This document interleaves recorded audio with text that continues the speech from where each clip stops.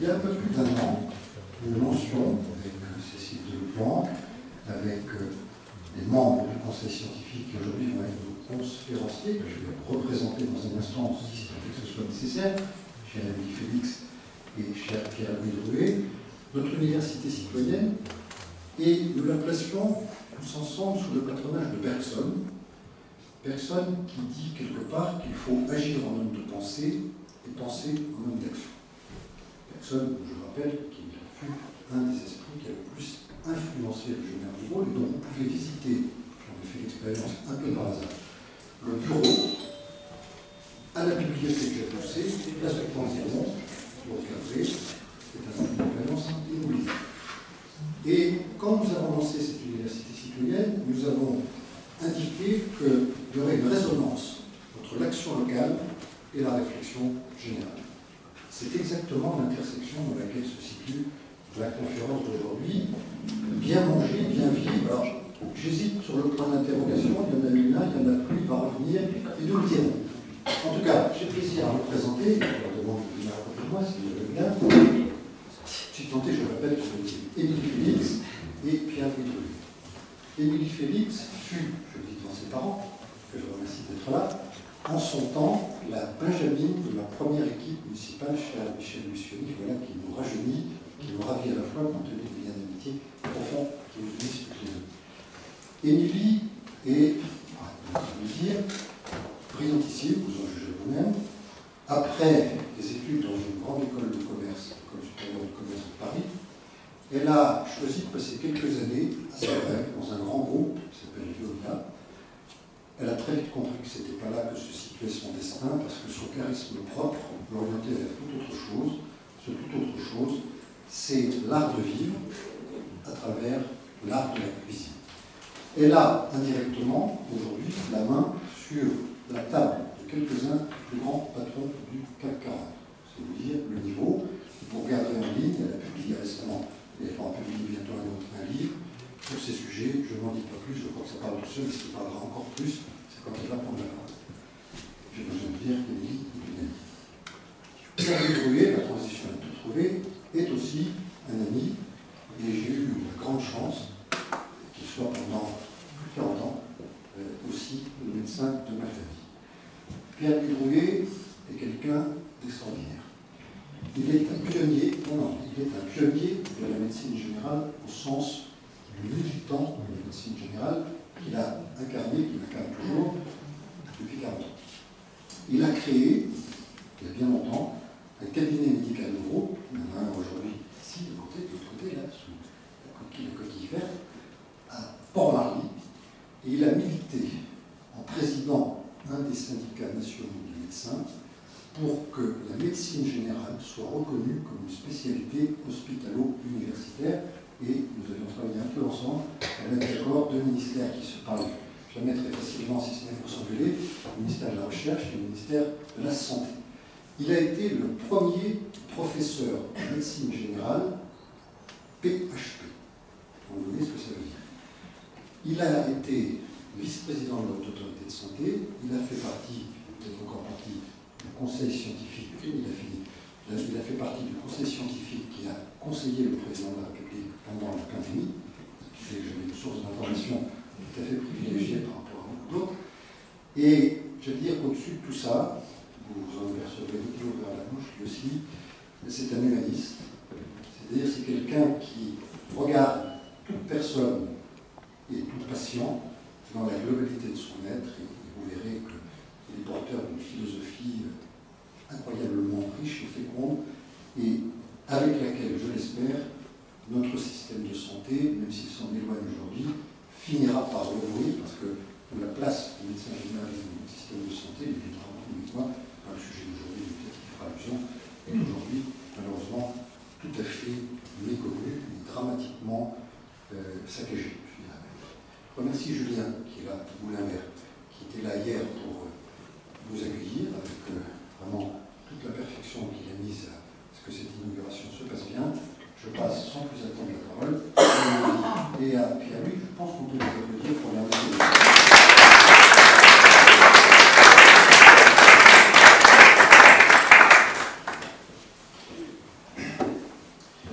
Bonjour à toutes et à tous. Merci Jean-Yves pour ces paroles. Petite précision, mon activité au niveau national et international pour la médecine générale était hors syndicat. J'ai toujours considéré que le rôle des syndicats dans notre pays était plutôt parfois contre-productif que productif, et donc je me suis orienté plus vers les sociétés savantes et scientifiques, et j'ai été le créateur du collège de la médecine générale, qui était le regroupement des syndicats, des professionnels et des universitaires de la discipline. J'étais moi-même pendant 15 ans professeur de médecine générale à Versailles, Saint-Quentin. Précision importante, surtout en ces moments où la vie entre les syndicats et la population est quelque peu. Donc, avec Émilie, on nous a proposé de réfléchir à bien manger, bien vivre. Alors, il vous suffit de me regarder, et ceux qui me connaissent depuis longtemps pourront constater que j'ai perdu 13 kilos en bien mangeant et en mieux vivant. Mieux vivant, c'est une histoire récente de ce qui me concerne, et je veux dire que j'ai découvert qu'effectivement, et peut-être c'est la première assise, attention, nos métiers sont parfois très impactants et nous empêchent peut-être de bien vivre. Et donc, sachons regarder autour de nous ceux qui nous conseillent. Et une parole de mes petits-enfants qui me revient en mémoire permanente, c'était Papou, pourquoi tu travailles tout le temps? Et donc, aujourd'hui, on va réfléchir.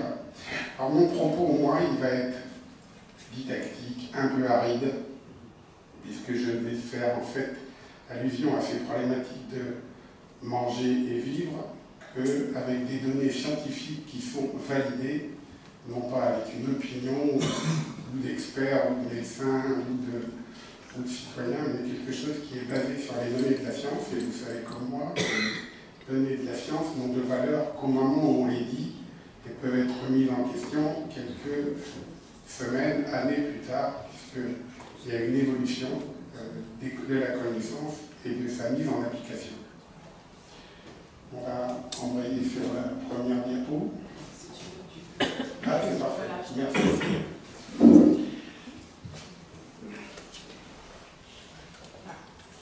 La question que je vais poser en premier, est-ce qu'on est là pour une notion qui est manger pour vivre, vous connaissez, ou est-ce que c'est vivre pour bien manger? Et pour tout vous dire, j'ai fait un choix délibéré, c'est d'avoir un fil rouge de la réflexion qui va tourner autour de deux mots-clés, le désir et le plaisir.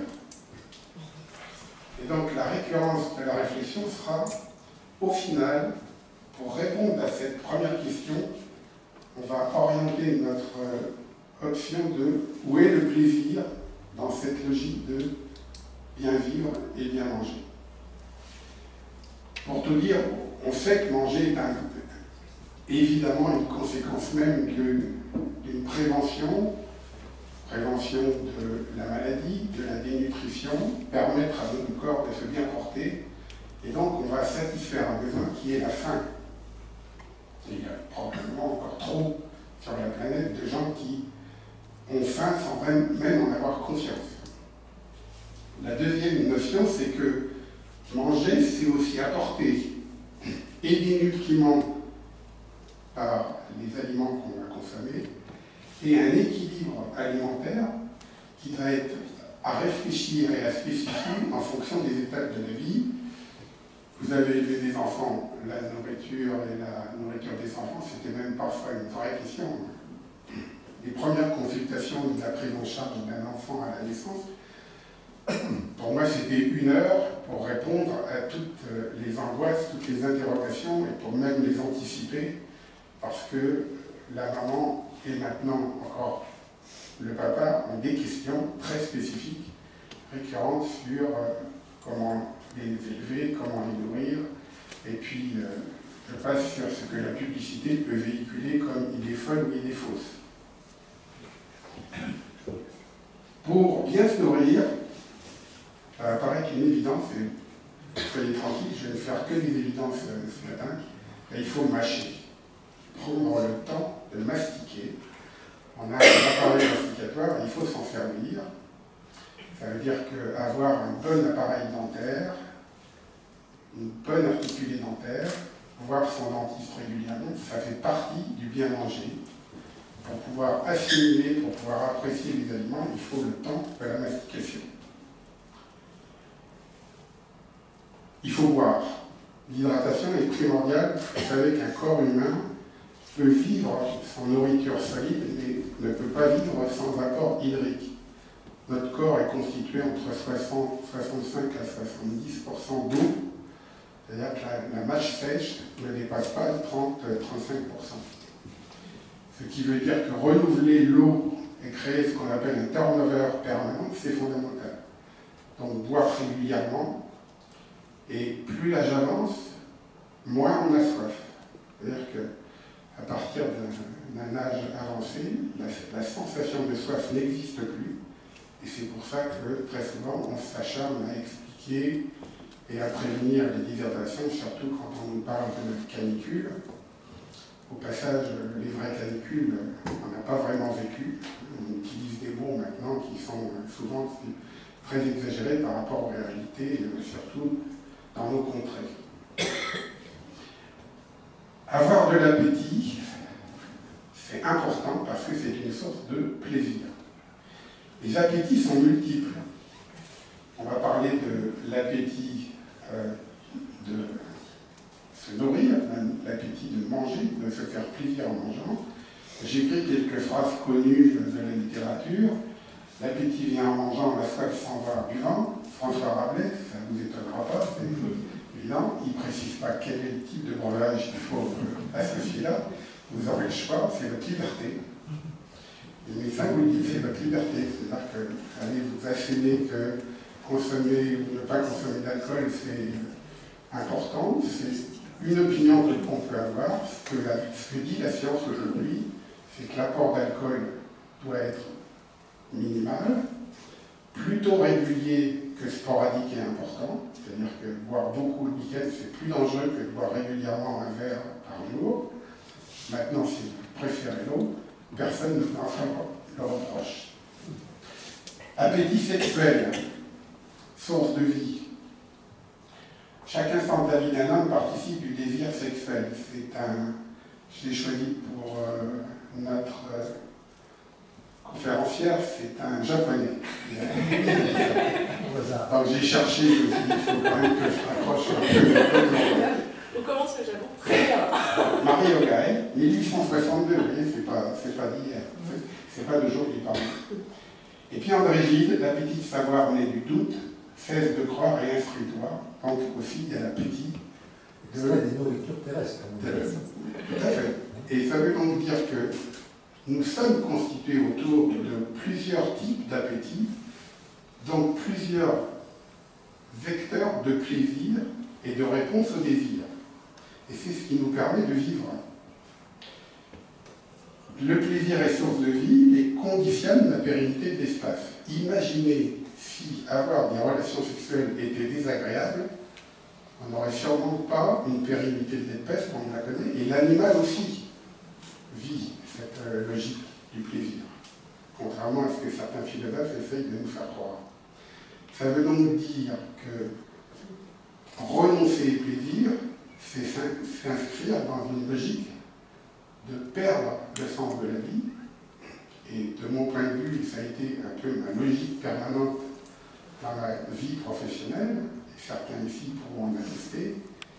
Quelqu'un qui fait une dépression pour moi, le vrai médicament, c'est de lui permettre de retrouver du plaisir. C'est de travailler sur le plaisir. C'est pas de travailler sur le médicament avec, c'est de travailler sur pourquoi je n'ai plus envie de me faire plaisir, pourquoi j'ai perdu du désir. Et ce sont des marqueurs forts de l'amélioration ou non dans un processus dépressif. Ah, vous ne pouvez pas y échapper. Non, c'est simplement pour vous faire ces petits rouges là. Voilà. Vous voyez, lui là, en jaune, est connecté ici un centre qui est une espèce de plateforme générale autour du septum qui permet de recevoir des informations là d'un cortex. C'est en fait, le préfrontal, c'est tout ce que je vois, c'est tout le sensoriel. Le goût, l'odorat, le visuel, ce que j'entends, tous les phénomènes sensoriels. Ce que j'évoque, ça passe par là, et ça crée des entrées sensorielles. Il y a un petit noyau là, en rouge, c'est le noyau le plus important de notre cerveau. Il y en a un dans chaque hémisphère cérébral, il y a comme un à deux. Ils sont connectés à l'ensemble des autres circuits, parce qu'en fait, c'est ça le centre du plaisir. C'est là que ça se passe. Et nulle part ailleurs. Et le problème de ce noyau, c'est qu'il est pratiquement séparé par une espèce de membrane qui est de l'épaisseur d'une feuille de papier cigarette d'un autre centre, qui est le centre de la frustration. Et on est ici dans en fait une centrale qui nous permet de construire ce qu'on appelle le circuit de la récompense. C'est-à-dire, je me fais plaisir parce que je me récompense de quelque chose pour me faire du bien.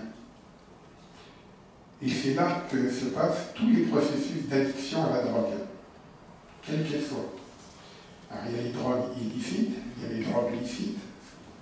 L'alcool est une drogue, le tabac, la nicotine est une drogue, les drogues illicites, vous les connaissez. Il y a aussi le travail, work addict, il y a aussi le sexe, il y a aussi le jeu, donc il y en a énormément.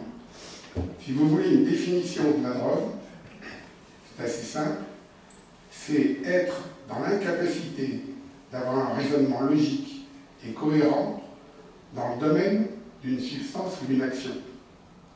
Ce qui fait que l'alcoolique vous dira que lui, il n'est pas complètement un taré comme son fils qui consomme de l'héroïne.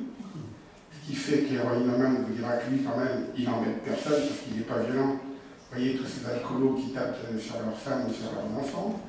Et chacun, comme ça, a une bonne conscience du fait qu'il se compare à d'autres phénomènes de drogue pour se donner une forme de légitimité dans l'utilisation de la substance. Et l'addiction est effectivement le fait qu'on est dans la quête permanente du plaisir. Et dernier point, tout ça provoque des actions et des actes. C'est-à-dire du sensoriel au désir, la quête du plaisir nous conduit à un acte qui soit le fait de fumer, de boire ou autres activités qui sont des activités qui peuvent être de plaisir, mais aussi de dépendance. Et c'est toute la difficulté de la gestion de ce phénomène. Ça n'a pas été trop compliqué, là, ça va. Donc, nutrition et santé, c'est de la prévention, c'est réduire le risque d'apparition de maladies, et les données de la science nous montrent bien qu'il existe une relation très étroite et complexe entre la nutrition, l'apparition de certains cancers, de maladies cardiovasculaires, l'obésité, mais l'obésité n'est pas liée uniquement à l'excès d'alimentation, le diabète de type 2 par exemple. Et puis, il y a des déterminants psychologiques qui viennent s'accrocher à ces systèmes de maladies. Il peut y avoir des conséquences tout à fait fortes de mal-être psychologiques, comportementaux, et tout ça peut faire que si j'intègre par mon alimentation un certain nombre d'états de bien-être psychologique et moral et de bien-être physique par l'activité physique, je vais pouvoir manger, bouger et me faire plaisir. Donc à chaque fois, vous verrez apparaître le plaisir qui est là, sur ce petit schéma. Et l'équilibre qu'on peut créer dans cet ensemble va être un facteur déterminant de l'apparition ou non de certaines maladies chroniques. Et vous savez que la grande problématique de santé aujourd'hui dans les pays développés, c'est l'émergence des maladies chroniques. On est aujourd'hui environ 15 millions de Français à être porteurs d'une maladie chronique. Et je dis on est parce que je fais partie du lot maintenant, donc j'ai données, je peux en parler un peu plus savamment. Les maladies auto-immunes, les données de la science ont maintenant prouvé des relations avec, par exemple, des maladies inflammatoires comme la polyarthrite rhumatoïde, les maladies chroniques de l'intestin, c'est ce qu'on appelle les NICI, qui pourrissent la vie de gens qui ont un intestin qui est tellement défaillant qu'il faut qu'ils se posent la question de comment ils vont faire dans la journée pour sortir de chez eux, pour ne pas être dérangés par des troubles digestifs dont vous imaginez la portée et la conséquence. Et je ne parle pas des odeurs. Allergie, dépression, troubles du sommeil, c'est aussi lié parfois à des problématiques. On a tous vécu le fait qu'on est passé une nuit un peu difficile parce qu'on avait eu une soirée un peu agitée et parfois un peu trop riche en bonnes substances et on avait dépassé la limite du plaisir.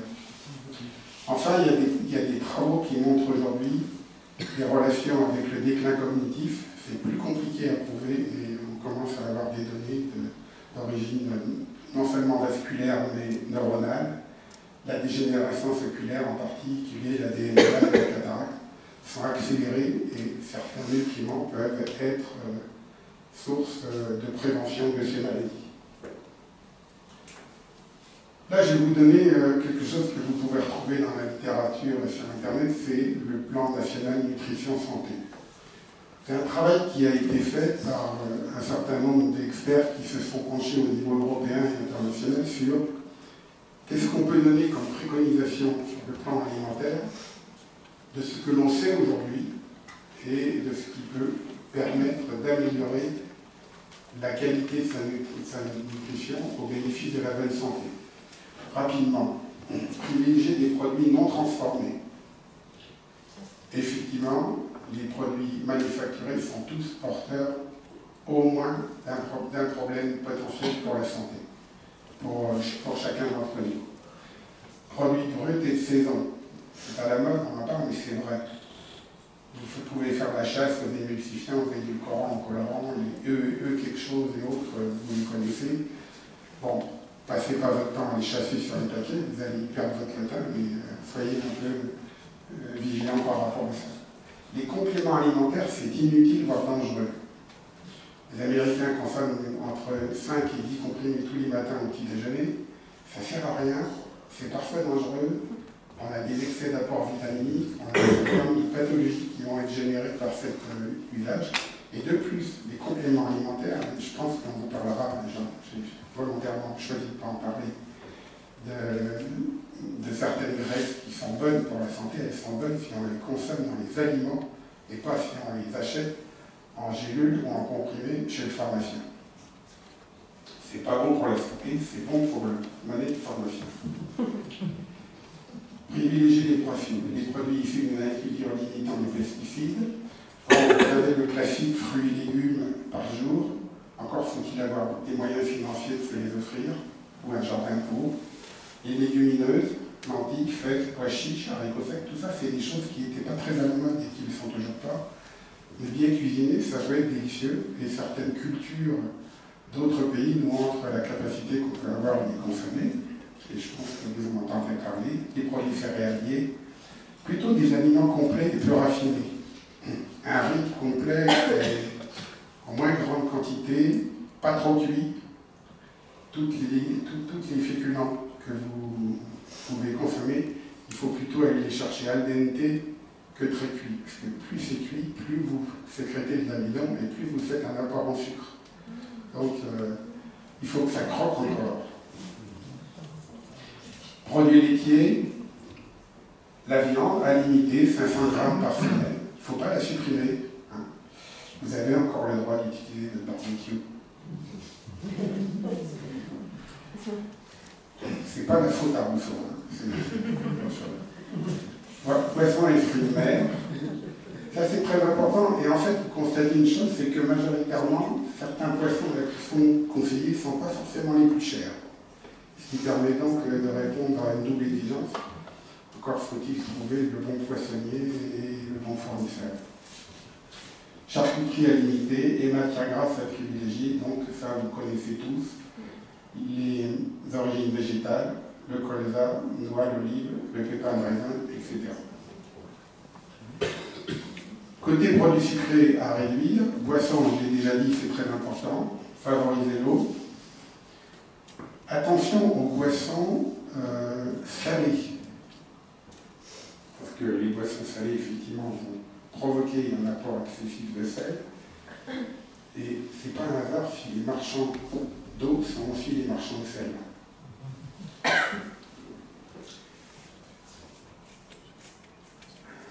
Alors, là, j'aurais pu faire le diapo énorme.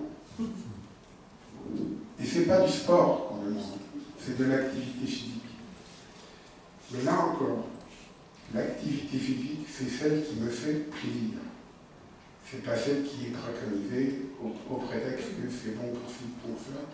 Il faut que ça reste du domaine du choix que je fais, et quelle que soit l'activité physique, elle est bonne pour moi.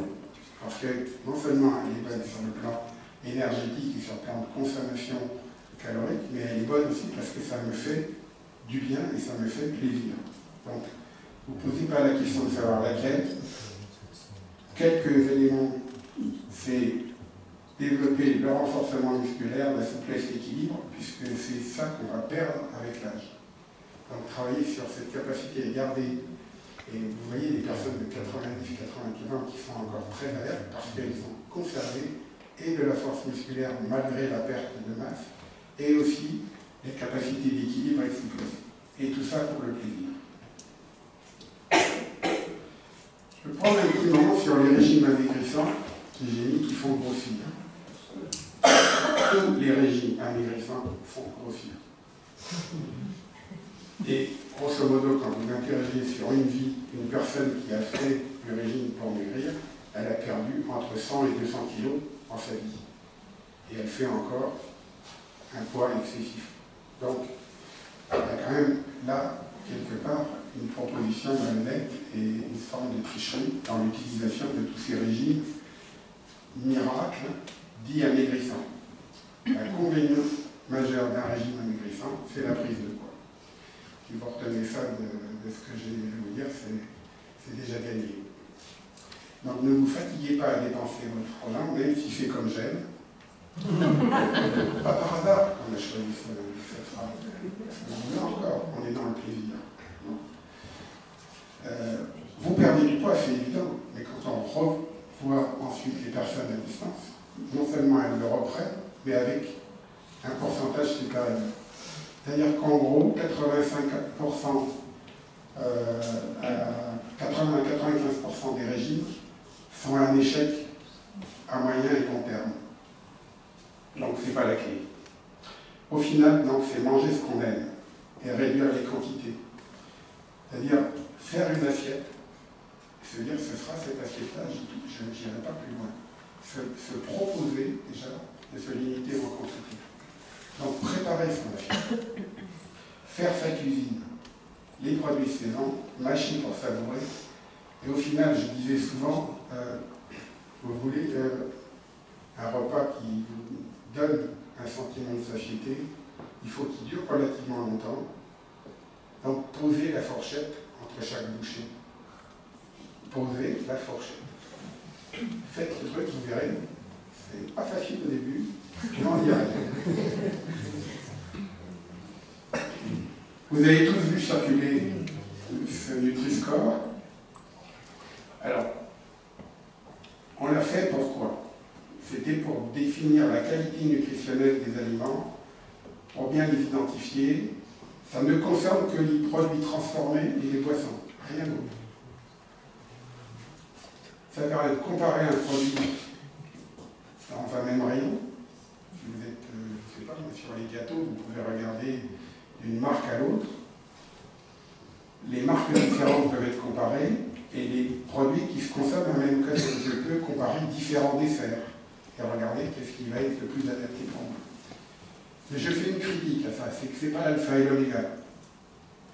Parce que les marketing et les marketeurs, ils ont déjà trouvé la clé, ils utilisent Nutri-Score pour vous vendre des couleurs sans tenir compte de l'effet nutritionnel et de la santé des personnes. Simplement pour faire passer un message de si je réponds C à un Nutri-Score, vous m'achetez, sans trop réfléchir. Eh bien non, il faut réfléchir. Au global, ça fait que on a tous un rôle social autour de cette problématique de la nourriture, c'est que chaque fois qu'on donne des conseils en santé, qu'on met en place des processus d'aide à la population pour la santé, pour le bien-être, exemple, mettre en place des procédures d'accompagnement des patients diabétiques, ça s'est fait beaucoup. Le constat qu'on fait, c'est que ça ne profite qu'à ceux qui ont déjà mis en place des choses, et non pas à ceux qui en ont le plus besoin.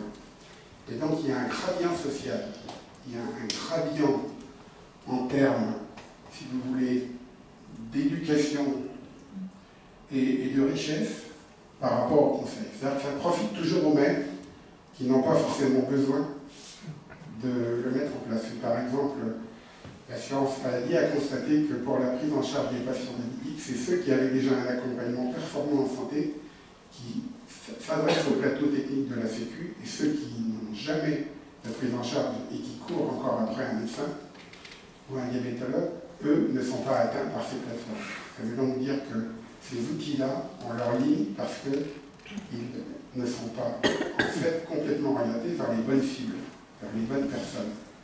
Ben là c'est pareil pour la nourriture, parce que évidemment pour faire une bonne nourriture, il y a quand même des facteurs économiques qui peuvent intervenir, et c'est là où il faut que l'éducation se fasse. Et dans certaines régions, dans le Nord, vous avez des assistantes sociales, vous avez des travailleurs familiaux qui accompagnent les femmes à faire les courses dans les supermarchés pour leur apprendre le bon achat, pour leur apprendre à construire un menu, un repas. Et c'est ça qui est important en fait. C'est donner de l'autonomie aux personnes.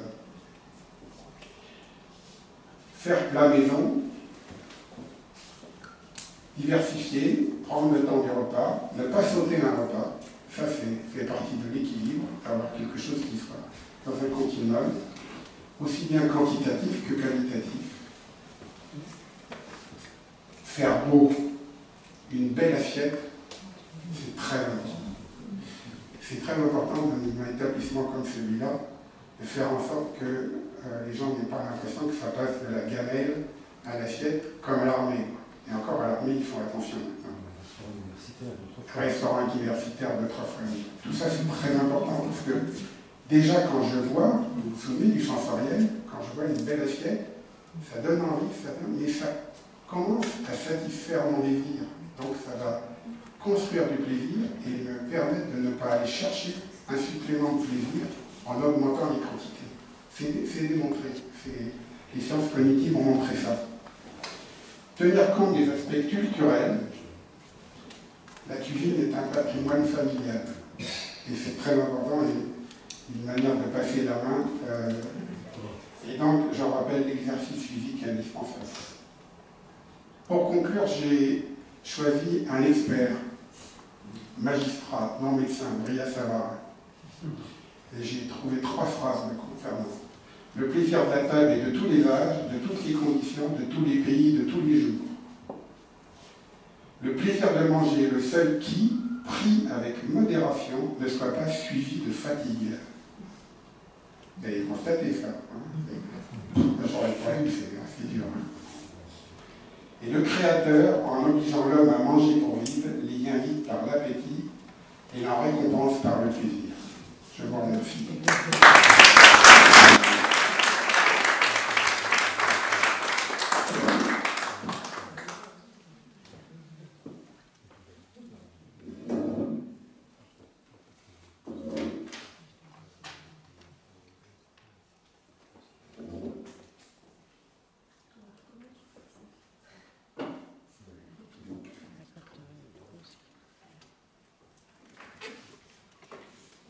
Merci Pierre-Louis. Alors maintenant je vais vous emmener au Japon, en Asie, pour voir quelles sont les préconisations de nos amis japonais. Alors le titre de cette conférence, on a retrouvé notre point d'interrogation, Jean-Yves il est là, savoir manger, savoir vivre. En fait ça vient d'une citation d'un grand médecin chinois du 7e siècle après Jésus-Christ qui s'appelait Sun Simiao, qui disait la phrase suivante: celui qui ne sait pas manger ne sait pas vivre. Qu'est-ce qu'il voulait dire par là? Vivre, qu'est-ce que c'est? Est-ce que c'est survivre? Non, c'est exister. Exister, c'est accéder au bonheur, se réaliser. À travers cette phrase, en fait, ce qu'on voulait vous témoigner, c'est qu'on allait évoquer cette idée de la longévité heureuse. C'est-à-dire qu'on va vivre longtemps, mais vivre en bonne santé. Vivre pour être heureux, parce que vivre pour être malheureux, en fait, ça n'intéresse personne. Donc, quels sont les secrets de cette existence joyeuse? Pour ça, je vais vous emmener un petit peu à Okinawa. Je ne sais pas si vous connaissez cette île. Okinawa est une île qui est proche de la Chine, qui est une île japonaise. Sa proximité avec la Chine est intéressante parce qu'en fait, à Okinawa, on va pratiquer la médecine chinoise, même plus qu'au Japon. Okinawa, c'est ce qu'on appelle une zone bleue. C'est l'endroit sur Terre où on vit le plus longtemps, en bonne santé. Okinawa a été une île qui a appartenu aux États-Unis après la reddition du Japon en 1945. Les Japonais récupèrent l'île en 1972. Avec une vraie résistance sur l'île. Une île qui a inventé le karaté, que vous connaissez. Une île où on a 40 centenaires pour 100 000 habitants. 40 centenaires pour 100 000 habitants, c'est 3 fois plus qu'en France. Mais le secret d'Okinawa, on va en parler, parce que bien sûr, on a souvent parlé du régime okinawayen. Qu'est-ce qu'on mange à Okinawa, comment on bouge à Okinawa, mais aussi comment on se lie les uns aux autres à Okinawa. Je voudrais vous partager une phrase que j'ai entendue dans une conférence à la Maison du Japon qui était, il s'appelait Masashi Omori, c'est un des plus grands experts du thé, c'est un chercheur dans le thé, et il disait cette phrase qui m'a vraiment marquée, qui a vraiment influencé mon travail. Il disait: quand on arrive au monde, on est attendu. Quand on quitte ce monde, on devrait être regretté. Qu'est-ce qu'il voulait dire par là? Il voulait dire qu'en fait, on doit agir tous les jours pour sa santé, qu'on est responsable de sa santé et que le médecin ne peut pas tout. Pierre-Louis ne peut pas tout, n'est-ce pas Jean-Louis? Même Pierre-Louis. Même Pierre-Louis ne peut pas tout. Qu'en fait, vous êtes les acteurs de votre vie, la personne qui fera le plus de bien, qui vous fera le plus de bien, c'est vous-même. Et donc pour ça, c'est chaque jour s'écouter, chaque jour agir pour sa santé. Et ce chemin, c'est l'idée de ma conférence. C'est vous donner quelques pistes qui vont vous permettre de parcourir ce chemin de manière autonome. Et pour ça, avant de rentrer dans le vif du sujet, je voudrais partager 3 notions taoïstes qui vont nous aider à construire un peu le fil de cette conférence. En fait, dans le Tao, on dit que l'homme naît avec 3 trésors. Les 3 trésors de l'humanité, qu'est-ce que c'est? On appelle ça le Sanbao. San, ça veut dire 3. Le premier trésor, c'est le corps. Le corps. En Chine, on appelle ça Jing. Et le Jing, il n'y a pas que l'homme qui en est pourvu. Tout l'univers du vivant naît avec ce trésor. C'est une source première, c'est une source vitale qu'on nous donne à la naissance. Notre père, notre mère, l'univers, certains vont appeler ça Dieu. Voilà, ça dépend. Dans l'univers spirituel, on dirait qu'on va naître avec ce cadeau qui est un cadeau qui est un capital qui ne fera que diminuer au cours de l'existence jusqu'à s'éteindre. Et ce capital, on va en prendre soin. On y reviendra, ce capital, on va le retrouver dans le monde animal, dans le monde végétal, et c'est très important, quand on va vouloir se nourrir, d'aller le sourcer où on peut, du mieux qu'on peut. Le deuxième trésor, c'est l'énergie. L'énergie, donc en Chine, on appelle ça le qi. Et si certains d'entre vous pratiquent ou ont entendu parler du qigong, c'est cette énergie-là. Cette énergie qu'on va aller sourcer à l'extérieur, en cherchant le jing, premier trésor des autres, les êtres vivants qui vont nous nourrir. Ce chi, ça va être, on va en reparler parce que c'est vraiment l'objet du propos, mais c'est comment est-ce qu'on va activer notre énergie, comment on va restaurer notre énergie, comment on va être tous les jours en action intellectuelle et physique. Le troisième trésor, c'est le Shen. Le Shen, qu'on va appeler l'esprit, en fait. L'esprit, c'est le propriétaire de l'énergie. C'est lui qui décide, en fait. Il décide s'il va dynamiser l'énergie ou s'il va gaspiller l'énergie. C'est votre prise de décision, vous êtes acteur de votre santé Et le chêne, c'est aussi votre capacité à être en lien avec les autres, à être bien dans votre peau, à rayonner. Souvent, on utilise une métaphore pour ces 3 trésors. Le capital de naissance, le jing, c'est la cire d'une bougie. Le chi, ça va être la flamme. Et le chêne, ça va être la lumière que vous allez créer autour de vous à partir de cette bougie. Comprenez bien que la cire, elle ne fera que diminuer, que vous allez prendre très soin de votre flamme pour pouvoir rayonner et illuminer le monde autour de vous. Ces 3 trésors sont liés les uns aux autres. Un esprit clair donne, entre guillemets, un corps plus structuré, plus agile, et un corps sain donne un esprit éveillé. Donc maintenant, je voudrais rentrer dans le vif du sujet, maintenant que ces 3 notions sont posées, pour vous parler de la longévité heureuse. Et pour cela, je vais vous donner une équation qui sera facile à retenir, et comme ça, vous pourrez rentrer chez vous avec cette image en tête, et vous dire, est-ce que dans toutes mes petites cases de mon équation, j'ai agi aujourd'hui pour mon bonheur à long terme. Donc je vais vous donner la définition de la longévité heureuse. Cette définition, c'est celle qu'on va retrouver dans les philosophies orientales, mais c'est aussi une définition qu'on retrouve en psychologie moderne. J'ai envie de vous dire, c'est une définition universelle. La longévité heureuse, c'est 2 choses. C'est la vitalité. La vitalité, on a parlé tout à l'heure, c'est notre 2e trésor, c'est le chi. Donc c'est notre énergie. Comment on se met en action, La vitalité et le bien-être. Ces 2 mots qu'on prend souvent l'un pour l'autre, c'est pas la même chose. On verra qu'est-ce qu'on met dans l'un, qu'est-ce qu'on met dans l'autre. Qu'est-ce qu'il y a derrière la vitalité? Il y a le repos. La vitalité, c'est effectivement apprendre à se reposer.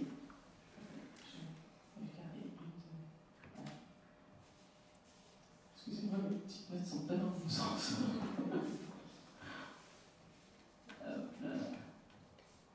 Comment ça, elles sont pas numérotées, les fiches?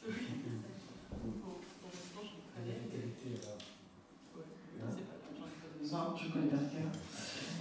Donc, c'est se reposer. Se reposer, c'est comment est-ce qu'on va recharger nos batteries, comment est-ce qu'on va s'endormir, comment est-ce qu'on va se reposer dans la journée, et c'est aussi connaître son rythme de sommeil. Le rythme de sommeil, il est différent selon les différentes personnes. Enfin, on est d'accord, il y en a qui ont besoin de peu de temps pour dormir, d'autres qui ont besoin de plus de temps pour dormir, et en plus ça évolue en fonction de l'âge. Si vous avez envie de savoir quel est votre rythme de sommeil, c'est tout simple. En fait, ce qu'il faut, c'est un jour s'endormir et noter mentalement l'heure à laquelle vous vous endormez et ne pas mettre de réveil. Demandez à personne de vous déranger et le lendemain matin, quand vous émergez, vous dire tiens, voilà, je me suis réveillée à cette heure-là. De faire ça sur plusieurs jours de suite, en général pas après une période de fatigue, mais justement pour noter, voilà, aujourd'hui, moi je sais qu'au moment où j'en suis, j'ai besoin de 8 heures, j'ai besoin de 6 heures, et d'avoir ça en tête. Et si pendant la journée vous avez besoin de faire une micro-sieste, accueillir ce moment, se reposer pour pouvoir se recharger. Donc le sommeil, le repos, fait partie et un des 3 points clés de la vitalité. 2e point, le mouvement. Comment est-ce qu'on va se mettre en mouvement? Au Japon et à Okinawa, tous les matins, il y a une pratique de la mise en mouvement du corps. Comment est-ce qu'on va se réveiller? Comment est-ce qu'on va réveiller ses muscles et ses articulations? 3 minutes et quelques de mouvement que quasiment tous les enfants font à l'école, que les salariés font en rentrant dans leur entreprise, que les personnes âgées font en groupe ou dans leur jardin pour se mettre en mouvement. Ce mouvement-là, comme le disait très bien mon grand chercheur dans l'univers VT, quand il disait qu'on devait être recruté, il donnait ces 2 exemples. Il disait par exemple, si vous avez la possibilité de monter les escaliers plutôt que de prendre l'ascenseur quand vous n'êtes pas chargé, faites-le. Pour vous et pour les autres. Quand vous avez la possibilité de porter vos valises dans un hôtel, faites-le pour vous et aussi pour les autres.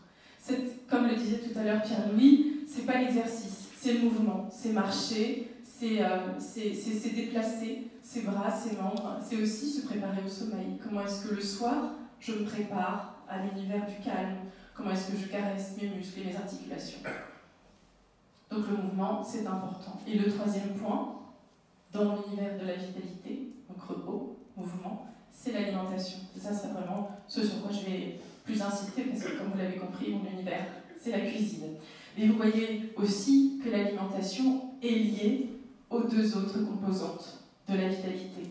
C'est-à-dire que si je mange trop à midi, je vais avoir une fatigue postprandiale, je vais vouloir aller plutôt me reposer plutôt que bouger. Alors que, comme on dit en Chine, 1000 pas après le repas pour vivre 100 ans. C'est-à-dire qu'il faut bouger juste après le repas, remettre toute cette activité en énergie en fait. Que si vous avez un repas dînatoire trop chargé, eh bien vous allez digérer toute la nuit, du coup vous allez mal dormir. Qu'est-ce qui va se passer le lendemain matin? Vous aurez fait une petite nuit, pas très agréable, vous n'aurez pas faim, petit déjeuner, repas très important du matin, et vous allez donc avoir une incidence sur l'énergie de la journée d'après. Donc c'est pour ça aussi que l'alimentation, finalement, va avoir une incidence sur le repos, et le repos sur l'alimentation, et une incidence sur le mouvement, et le mouvement sur l'alimentation, puisque quand vous bougez beaucoup, vous allez vous mettre aussi en faim, et vous allez avoir faim, et vous allez mériter le repas qui va suivre.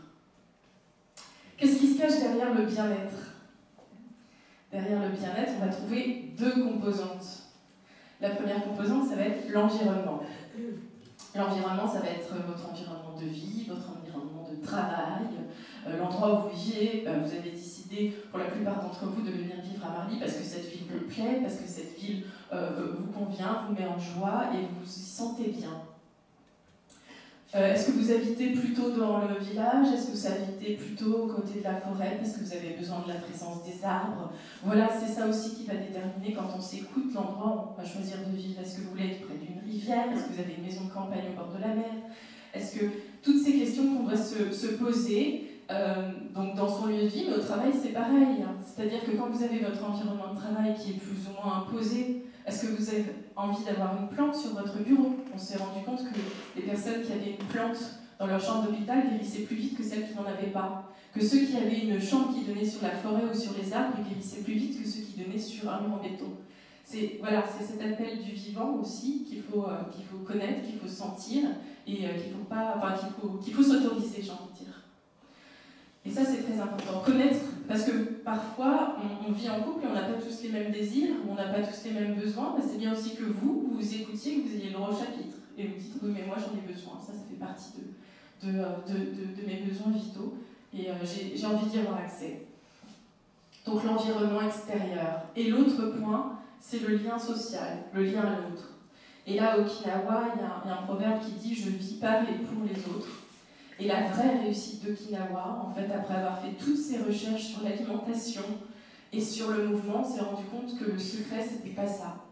Que le secret de la longévité à Okinawa, c'était ce qu'ils appelaient le moai. Le moai, c'est des clubs d'anciens qui ont été montés sur l'île et qui au début étaient des clubs qui permettaient aux personnes âgées de s'aider financièrement les unes par rapport aux autres sur le principe du bénévolat, en fait, en disant voilà, j'ai besoin d'avoir accès, je sais pas, à un équipement dans ma maison pour rester autonome dans ma maison, mais j'ai pas les moyens. Et à ce moment-là, le collectif en fait de la cité participait financièrement à payer. Puis le jour où quelqu'un avait besoin d'autre chose, ben, c'était peut-être lui qui allait aider, peut-être pas financièrement, peut-être d'une autre manière, pour que son voisin puisse aussi avoir accès à quelque chose dont il avait besoin. Très vite, le moai s'est finalement glissé de l'univers financier vers l'univers social. Et donc aujourd'hui, à Okinawa, qui a toujours cette longévité exceptionnelle, on l'appelle l'île des immortels en Chine. C'est parce qu'il y a ce lien entre les gens, ce lien social. Et vous comprenez bien que là, on va retrouver notre troisième trésor, notre chaîne. C'est là où on va se relier les uns aux autres, puisque l'homme est fait pour vivre en société. Alors c'est vrai qu'on a parfois des moines qui vont quelque part méditer ou s'extraire de la société, mais nous sommes faits pour être liés les uns aux autres. Donc c'est très important d'être lié à sa famille, d'être lié à ses amis, d'être lié à ses voisins, d'être à l'écoute de ses voisins. C'est si je résume donc mon équation, le bonheur, la longévité heureuse, c'est donc la vitalité, bien dormir, bien bouger, bien manger, et c'est l'environnement, c'est-à-dire le bien-être, c'est-à-dire être bien avec tout ce qui est extérieur à moi. Vous l'avez compris, la vitalité c'est intérieur, le bien-être c'est extérieur, tout ce qui est autour de moi qui doit me réjouir, et toutes les interactions que je vais pouvoir construire avec la communauté. Donc maintenant on va rentrer dans le sujet alimentaire. va un petit peu plus parler de ce qui se passe dans manger. Et pour ça, je vais vous parler du Nushigu Sui, donc on va parler un petit peu japonais, qui est la diététique de l'espérance de vie. Donc elle est pratiquée à Okinawa, mais elle vient de la médecine chinoise, elle est pratiquée au Japon. J'aurais pu faire une conférence sur l'Ayurveda. Ayurveda, ça veut dire la science de la vie, c'est ce qui se passe en Inde. Il y a pas mal de correspondances aussi avec la médecine indienne, mais ma grande spécialité, c'est la Chine. Donc je vais vous parler de quels sont les critères que l'on doit retrouver dans cet acte de se nourrir qui vont nous permettre d'accéder à la vitalité et qui vont donc être une action vers le bonheur à long terme. Et il y a pas mal de points qui vont rejoindre en fait, le propos de Pierre-Louis. Donc vous allez retrouver, bien sûr, que les sciences anciennes qui ont plus de 3000 ans chinoises sont calées avec notre médecine moderne, ce qui est plutôt bon signe. Voilà, donc on va parler du goût, on va parler de vitalité et digestibilité. Ça c'est très très important, bien sûr, je vais bien insister sur ce point, c'est le fait que les deux soient liés. On parle souvent de vitalité en Occident, on oublie très souvent la digestibilité qui lui est corrélée. Et ensuite, on va parler de santé. Derrière la santé, on va rejoindre un peu le propos d'Hippocrate qui dit que l'alimentation est notre première médecine, c'est-à-dire que l'aliment est un remède. Il apporte du plaisir, mais il est aussi un remède. Donc, on va parler du plaisir, pour reprendre un petit peu voilà, ce qui a été dit tout à l'heure. On va parler d'énergie, d'énergétique, et on va parler de naturalité, puisque nous sommes des êtres de nature. Il n'y a pas la nature et l'homme, il y a l'homme dans la nature, l'homme fait partie de la nature. On a un tout petit peu tendance à l'oublier parce qu'on aime bien réfléchir, et on aime bien s'extraire du vivant par la pensée, mais en fait, on suit le cycle du vivant, et on y fait, et on est plongé dedans, et du coup, quand il se passe quelque chose à l'extérieur, bien sûr, on est impacté.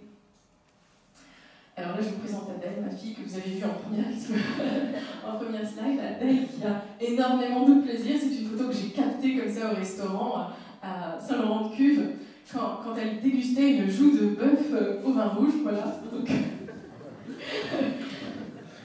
Donc on va parler du plaisir. Elle n'était pas très contente que je mette sa photo. D'ailleurs, elle m'a dit oui, je vais avoir un pont. Je lui ai dit mais non, t'es très belle sur cette photo. Et premier critère pour le plaisir, la beauté. La beauté, elle élève l'homme. La beauté, on en a besoin. Tous, on en a besoin. Et quand on parle de la beauté, qu'est-ce que je mets derrière la beauté? Effectivement, on va parler de la belle vaisselle, déjà. On a tous de la belle vaisselle à la maison. Parfois, on a la vaisselle du mariage qu'on sort une fois par an. Quel dommage si un jour, en plus, ça se retrouve en vente sur eBay. L'objectif, c'est quand même de...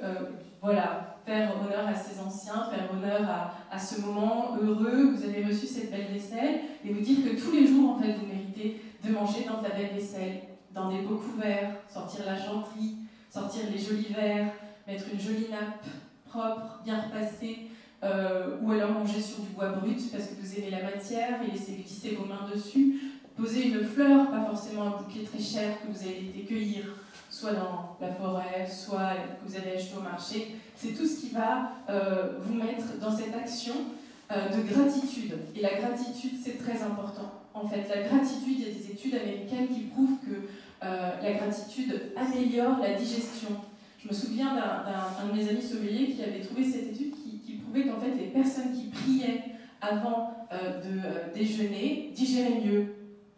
Alors, sans rentrer dans le côté religieux, ce qui est intéressant, c'est que le fait d'être en gratitude par rapport à ce que vous recevez vous permet de mieux accueillir votre repas. Au Japon, quand on dit merci, quand on dit bon appétit, pardon, on ne dit pas bon appétit, on dit itadakimasu. Itadakimasu, ça veut dire je remercie l'univers, je remercie la nature, je remercie l'agriculteur ou l'éleveur, je remercie le cuisinier du repas qui m'est arrivé voilà, devant moi. La beauté, c'est donc l'art de la table, mais c'est aussi l'art du dressage. On en parlait tout à l'heure effectivement l'armée qui a bien évolué ou qui dressait un peu sauvagement dans les assiettes.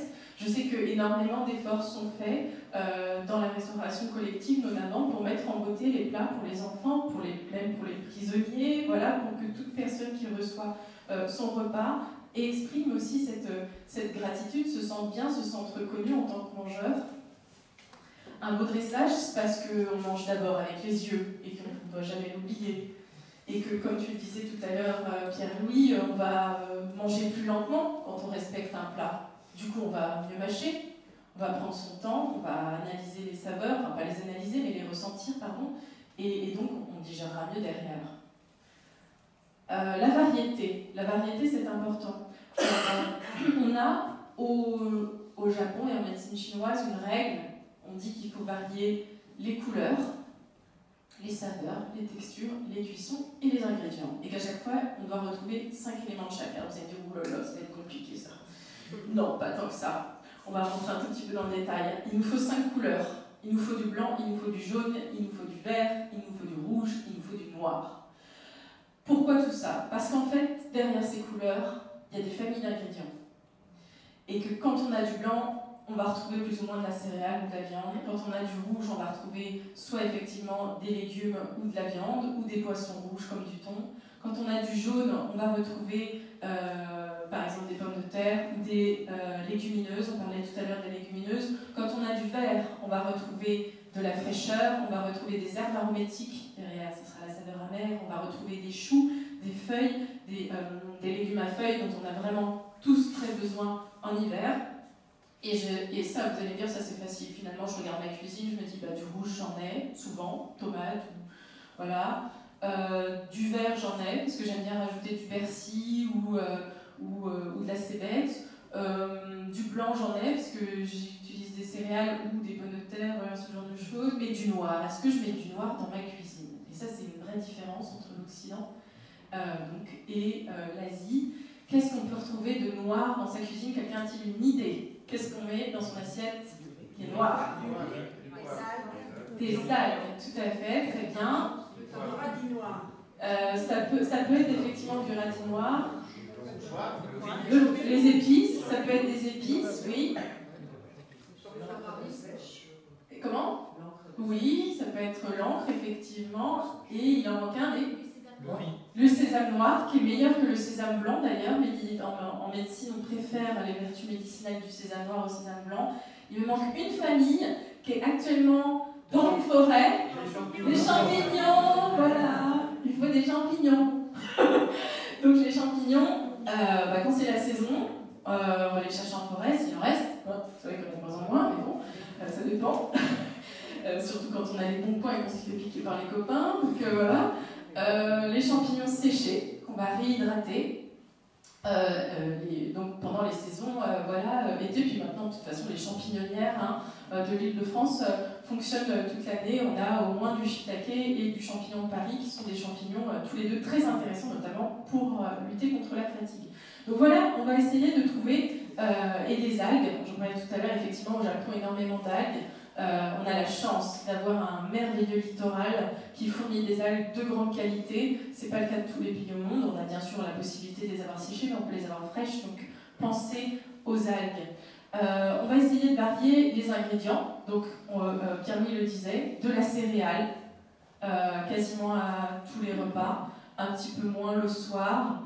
Si vous devez supprimer la céréale, ce sera plutôt le soir, mais supprimer la céréale le midi, c'est une erreur. Parce que vous en avez besoin, c'est vraiment ce qui va vous permettre de tenir en énergie toute la journée. On va essayer d'ailleurs, un petit aparté, de ne pas mélanger les céréales. Si vous avez une céréale, vous y tenez. Si c'est le sarrasin, c'est le sarrasin. Si c'est le blé, c'est le blé. Mais si vous mélangez les céréales, vous aurez tendance à avoir des phases digestives un petit peu dissonantes. Donc les pains multicéréales, c'est la fausse bonne idée, en tout cas du point de vue de la médecine chinoise. Et si vous mangez des pâtes, évitez de manger du pain. Et si vous mangez du pain, évitez de rajouter trop de céréales si vous êtes sur le blé. Donc c'est la même céréale, ça peut fonctionner. Ensuite, on va essayer de trouver des légumineuses quasiment à tous les repas. La légumineuse au Japon, on l'utilise sous plein de formes. Il y a le tofu qui est issu du soja, il y a la sauce soja, il y a le miso qui est la pâte de soja fermentée. Donc la légumineuse fait toujours partie des repas. Et tu parlais tout à l'heure de mon travail avec la restauration collective. Et aujourd'hui, c'est vraiment un travail qui prend presque 60% de ma recherche en alimentation. C'est vraiment d'accompagner Par exemple, Elior, dont une de mes amies, la cliente qui est venue aujourd'hui écouter la conférence, sur restaurer ce rapport à la céréale, pardon, à la légumineuse et remettre la légumineuse dans la nutrition, santé des enfants, des personnes âgées sur... voilà. Donc là, c'est les légumes, la protéine animale. Et la protéine animale, elle est vraiment essentielle, c'est-à-dire que si vous êtes sur un régime vegan, vous serez en carence, donc vous allez devoir avoir des compléments alimentaires. On connaît la qualité des compléments alimentaires, comme tu l'as dit. Donc, si vous êtes, vaut mieux être végétarien que végétalien, ça serait évident. En cuisine végétarienne, les œufs, la crème, le beurre, le fromage, voilà, tout ce qui va être les produits fermentés plutôt que le lait. Hein, on reviendra là-dessus, mais le lait, c'est pour les enfants, normalement. Hein, après sevrage, on passe à autre chose. Voilà, et on va essayer de retrouver, et surtout les graisses, ne pas oublier les graisses, très important. Les régimes sont gras, bon, sauf si vous êtes médicalement obligé, ça c'est une autre chose, c'est une contrainte, mais sinon toujours retrouver des graisses, soit à l'intérieur de l'élément principal, c'est-à-dire de la viande, hein, ou de la légumineuse, ou de l'oléagineux que vous allez retrouver, soit du gras additionnel. Et bon, juste quand même vous dire, en plus ce qu'il faudrait, c'est quand même essayer de varier au maximum les cuissons.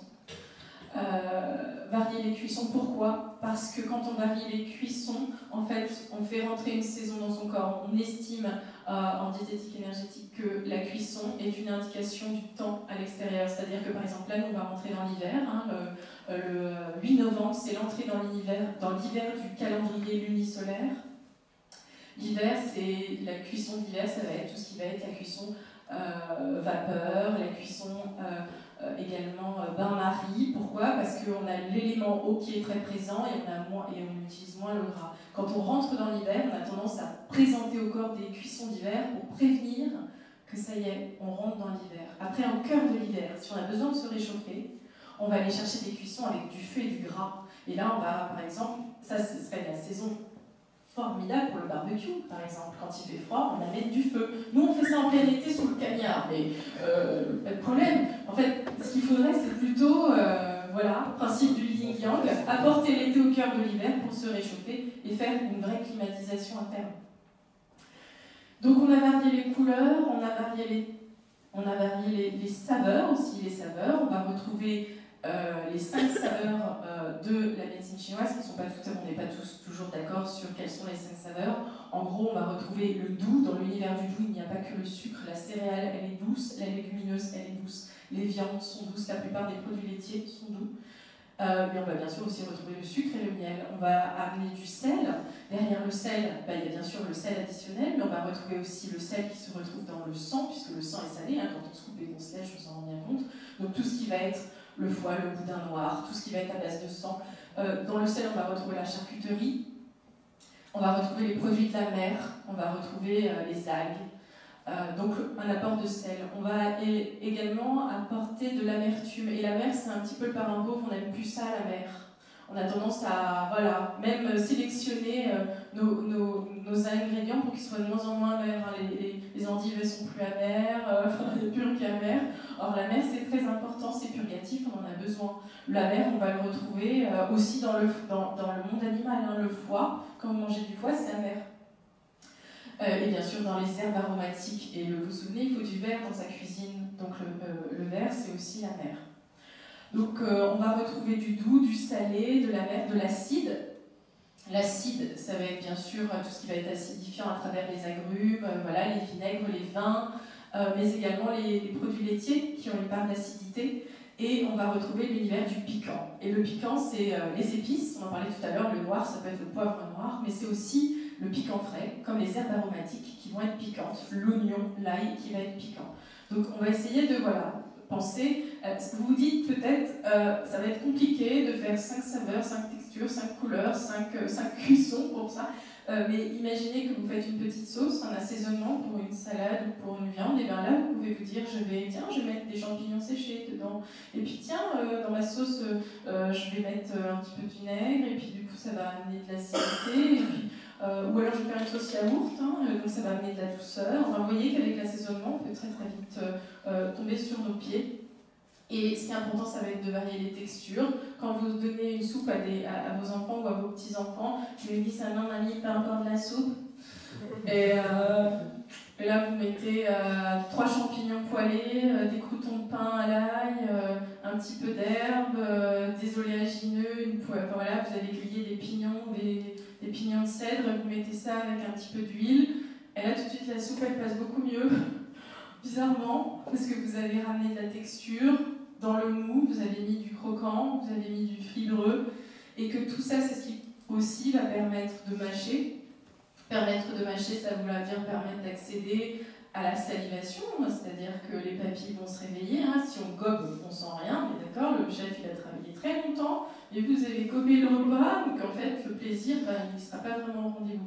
C'est pour ça que la mastication, elle est liée au plaisir, parce que quand on mâche, les seuils de perception des différentes saveurs, qui n'arrivent jamais tout en même temps d'ailleurs, hein, les sommeliers ont beaucoup travaillé sur le sujet pour comprendre quand arrivait la mer, quand arrivait le doux, quand arrivait l'acide, quand arrivait l'astringent, et qu'il faut du temps pour percevoir certaines saveurs. Si vous aimez les amers, il va falloir mâcher plusieurs secondes.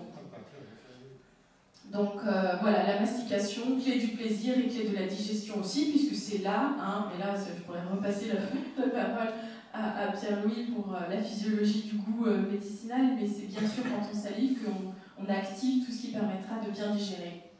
Ensuite, ce qu'on va faire, c'est qu'on va créer une ambiance. Alors l'ambiance, vous allez me dire, ça reprend un petit peu l'univers de la beauté. C'est l'atmosphère qui aura, l'atmosphère sensorielle que vous allez mettre autour de votre repas pour accéder à ce point, qui est toujours notre premier point, qui est le plaisir. Quel type de lumière je veux? Est-ce que je veux que ma table elle soit proche de la fenêtre, ou est-ce qu'au contraire, je préfère dîner à la bougie? Est-ce que j'ai besoin d'une petite ambiance musicale, un petit peu de TSF jazz le soir, ou est-ce que, au contraire, je préfère manger dans le calme, la fenêtre ouverte pour écouter les oiseaux du jardin? Voilà, tout ce qui va créer dans l'espace la petite fleur que je vais venir poser sur ma table, qui va me permettre d'accéder à une belle ambiance. Et ça va être la posture que je vais avoir moi, en tant que mangeur. Donc là, je reboucle avec mon idée de la gratitude, c'est-à-dire que quand j'accueille le repas qui est fait par mon conjoint ou qui est fait par moi-même, parce que je peux aussi être en gratitude vis-à-vis de moi-même de m'être fait un super bon repas ce soir-là, je digère mieux. Et je voudrais juste vous citer une phrase de Henri Vincenot, qui est un de mes auteurs préférés, qui est un auteur bourguignon, qui dit cette phrase exceptionnelle, qui dit que pour qu'un repas soit sacré, il faut que celui qui le cuisine soit dans un acte d'amour, et que celui qui le reçoive soit dans une action de grâce. Et c'est parce qu'il y a cet échange entre le cuisinier et le mangeur qu'il y a l'univers du sacré, qu'il y a cet univers du bonheur. Ensuite, deuxième point important pour le Nushigusui, ça va être l'énergie. Et là, je vais vous donner quelques petites clés pour avoir de l'énergie vitale dans vos assiettes. Est-ce que l'objectif d'un repas, c'est vous donner de l'énergie pour poursuivre la journée à court terme et vivre très bien, en très bonne santé, à long terme? Qu'est-ce qu'on met dans l'énergie? On va mettre manger vivant. Alors manger vivant, vous en avez entendu souvent parler, il faut manger vivant, souvent on dit mange cru, alors surtout pas, alors là par contre il y a un truc qu'il faut retenir de la conférence, c'est ça, c'est que manger vivant, c'est pas manger cru. C'est vrai que plus c'est cru, plus ça va être vivant, mais vous vous souvenez, il faut que ce soit digeste. Et le cru, c'est pas digeste. Très peu digeste. Donc, et on ne peut pas le digérer à tous les moments de la vie. Donc, effectivement, manger vivant, ça veut dire quoi? Ça veut dire qu'il faut beaucoup d'énergie vitale dans l'ingrédient que vous allez consommer. Ce qu'il faut, c'est que tout ce que vous allez faire rentrer à l'intérieur de votre corps, il est ce fameux premier trésor, le jing, qui soit au top. Comment est-ce qu'il est au top, le jing, dans un ingrédient, quand il est sauvage? Donc là, c'est merveilleux. Là, on est dans la période du gibier, et on est dans la période des champignons de forêt. Donc l'univers du vivant sauvage, il est disponible. Bon, moi je suis une grande fan du gibier, je ne sais pas si c'est votre cas, mais sachez que c'est vraiment une source très importante. Et puis si, bien sûr, si on pouvait tous aller chasser et cueillir, mais c'est pas tout à fait possible, c'est plus tout à fait possible, donc on s'est organisés tous ensemble pour installer l'agriculture et l'élevage. Mais encore une fois, il y a des disparités dans cette agriculture et dans cet élevage. Et quand est-ce qu'on va aller chercher l'énergie vitale la plus forte? C'est dans l'univers biologique, biodynamique. Bien sûr, si vous avez la chance d'avoir un jardin, dans votre jardin ou des jardins partagés, d'aller cueillir vos propres ingrédients. Si vous avez la chance d'avoir une ABAP, je sais que c'est le cas à Marly, moi j'en avais une même à Paris, là malheureusement elle a disparu, donc je suis un peu triste, mais voilà, c'est aussi la possibilité d'avoir accès à des produits biologiques qui sont arrivés il y a peu de temps. Donc en gros il y a une hiérarchie, manger biodynamique, hein. Tout ce qui est biodynamique, c'est Rudolf Steiner, c'est le label Déméter, qui va avoir encore plus d'énergie que l'univers biologique, et ensuite l'univers raisonné. Ensuite, on passera effectivement dans des agricultures conventionnelles qui sont moins riches en énergie, et tout ce qui va être hors sol, qui va être l'aquaponie, qui est, alors il peut y avoir des vertus écologiques à tout ça, mais en termes, moi je vous parle d'énergie aujourd'hui, et dans l'aquaponie, on ne va pas en trouver. Les plantes sous assistance ne vont pas vous donner l'énergie dont vous avez besoin. J'ai envie de dire, c'est un peu comme l'humain, c'est-à-dire que vous mettez un humain sous assistance, il ne donnera pas le meilleur de lui-même. C'est quand on se bat, quand on agit, qu'on arrive à développer toutes les qualités. Et c'est pareil pour, ça ne fait pas, enfin voilà, le monde végétal ne fait pas exception. Donc d'abord, on va manger vivant. Ensuite, on va manger frais. Pourquoi frais? Parce qu'à partir du moment où on va couper l'ingrédient, son énergie vitale va décroître assez rapidement. Là où elle va vraiment très vite décroître, c'est dès qu'il y aura un épisode de cuisson.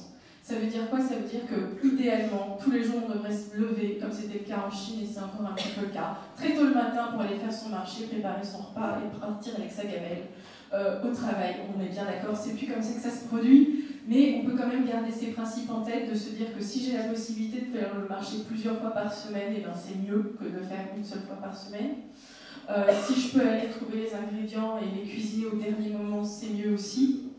C'est-à-dire que si vous cuisinez beaucoup le week-end pour toute la semaine, que vous congelez, que vous réchauffez au micro-ondes, en fait, en termes d'énergie, ça ne va pas être très très positif.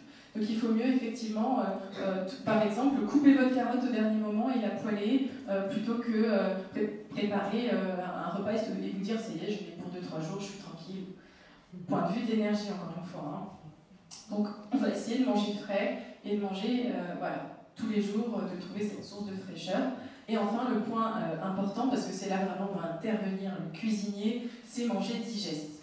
Parce que si on rentre de l'énergie et qu'on n'est pas en capacité de la processer, de la digérer, ben vous allez perdre de l'énergie, le rapport énergétique sera négatif.